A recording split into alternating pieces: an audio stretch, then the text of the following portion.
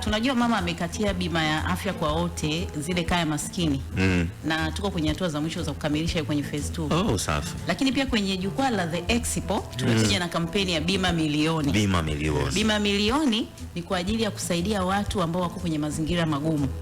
Kwa mfano, coverage yake itaenda kwenye watoto walio kwenye vituo vya kulelea watoto yatima. Sawa. Lakini pia watoto walio kwenye waliofungwa. Kuna jina lao zuri sana. Nyumba za marekebisho ya tabia. Nyumba za marekebisho ya tabia za watoto sasa. Lakini pia wazee, vile vituo vya kulelea wazee na wahitaji mbalimbali. Kwa hiyo hili jukwaa ni jukwaa ambalo litakuja kusaidia sana kwenye kuhakikisha tunaondoa ile dhana potofu ya kutokuwa na umuhimu wa bima, kwa sababu ninachokiamini ni kwamba ukimkatia mtu bima ya afya kwa mwaka wa kwanza akaona umuhimu wake, hata kama alikuwa hajui na kuona umuhimu mwanzoni, baadaye atajikuta anaona umuhimu na anakata yeye mwenyewe bila kusimamiwa na vitu kama hivyo.